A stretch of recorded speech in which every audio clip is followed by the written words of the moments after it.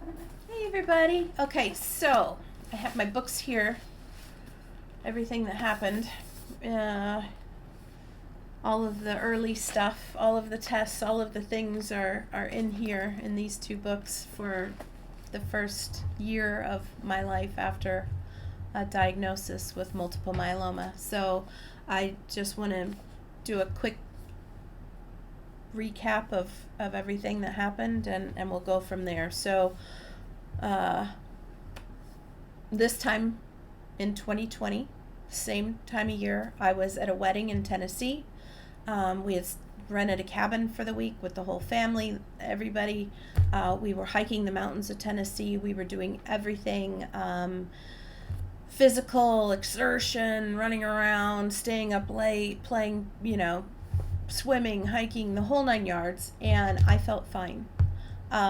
Just before that, I had gone for my regular physical with the doctor, and hadn't heard anything, obviously, but feeling great, feeling fine. When I got home from that trip, towards the end of August, I got a phone call from my doctor who said, hey, something looks funny in your blood work. I'm going to send it off for more testing. Couple days later, calls me back, and it's the weekend of Labor Day. So that Friday afternoon, calls me and says, hey, I need to refer you to an oncologist, a hematology oncologist.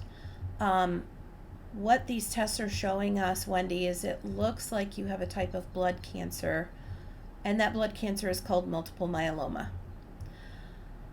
And so I had that whole weekend to sit and stew on it, right? The kids were off doing their own thing. Hubby's out working for the weekend and working shifts that I can't get a hold of him. And it's just me and Dr. Google.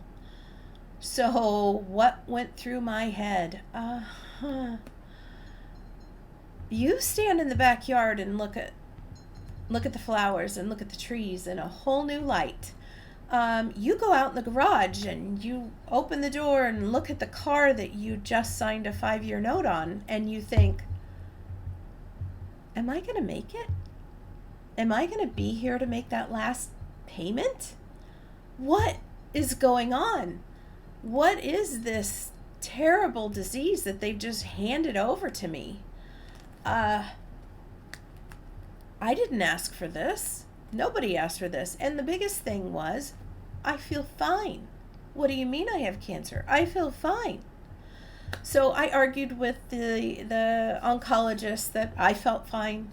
And he said, that's great, Wendy. Let's go ahead and run these tests. I'm pleading with him. Let's do a colonoscopy. It's got to be something else. It can't be this.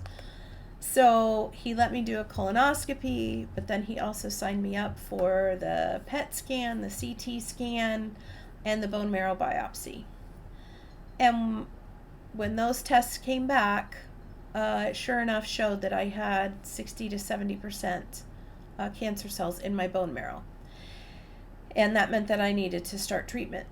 And I had to come to terms with that real fast. And I had to tell the kids what was going on, as well as my family, because up until this point only hubby and I had kind of been involved in what was going on. So it's middle of September, end of September, and I'm riding the roller coaster by myself, but now we have a full-on diagnosis and we have a treatment plan. So I had to put something together for the kids, and I can walk you through what I put together for the kids.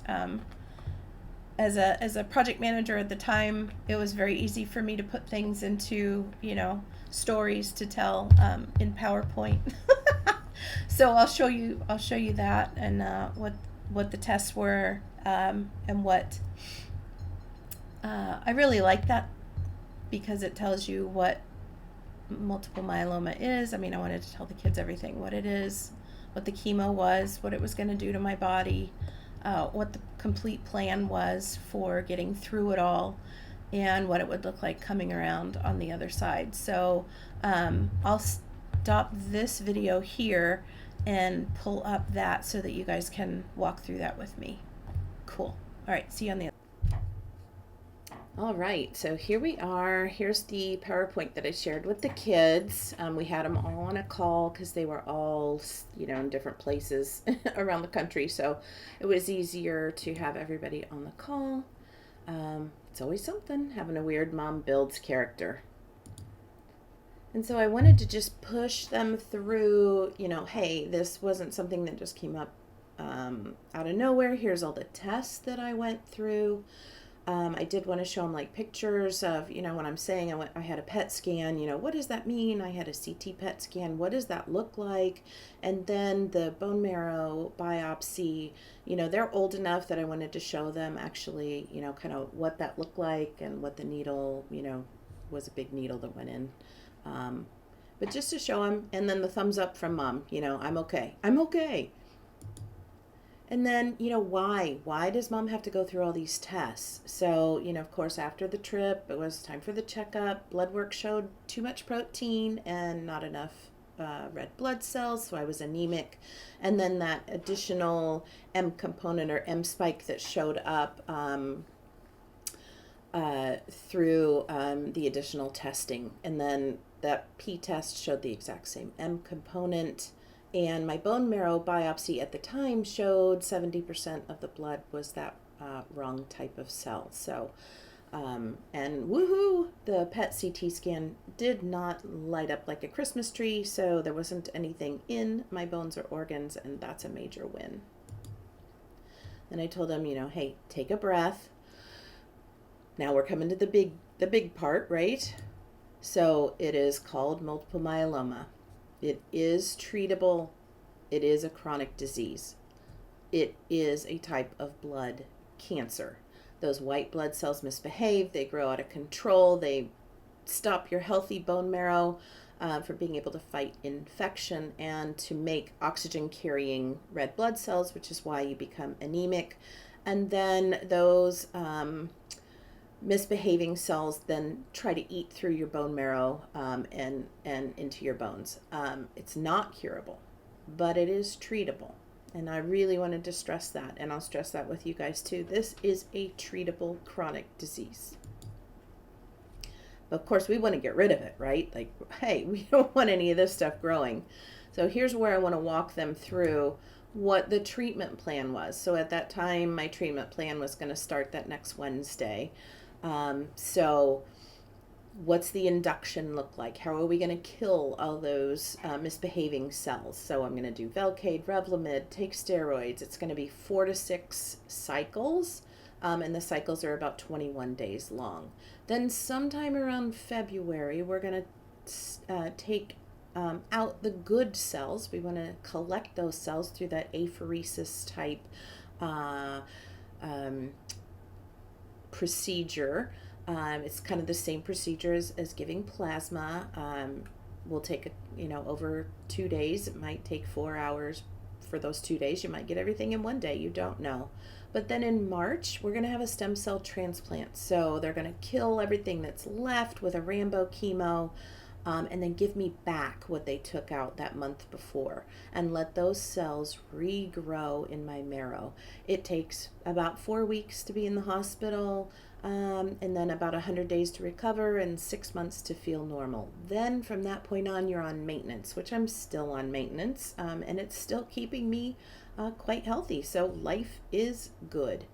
You're never going to be what they consider in remission with this. It is a chronic disease. So even if you're stable and may or may not show any signs of the cancer in your body, you just are never called in remission.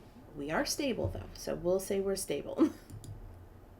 And then the last thing I told the kids, as I said, don't Google this. There is no Dr. Google for this. The information is still pulling up the old stuff from what happened to 80-year-old men who are, back in the 70s when they first discovered this disease. So way better ask mom the questions, ask us. We can go to doctor's appointments together, but don't Google. I give you guys the same advice. Don't Google it, okay? All right, so this is the PowerPoint that I shared with the kids, and super excited. Let's get back on the other side. Okay, so told the kids, we've gone through it all. I've gone through it. It was an emotional roller coaster. I'm not going to lie to you. There, between the chemo, the stem cell transplant, all the different meds, the pulling out of the stem cells prior to, called apheresis, was a lot. And kids were there with me every way. Brother was there with me every way, of course. Hubby was there in every way.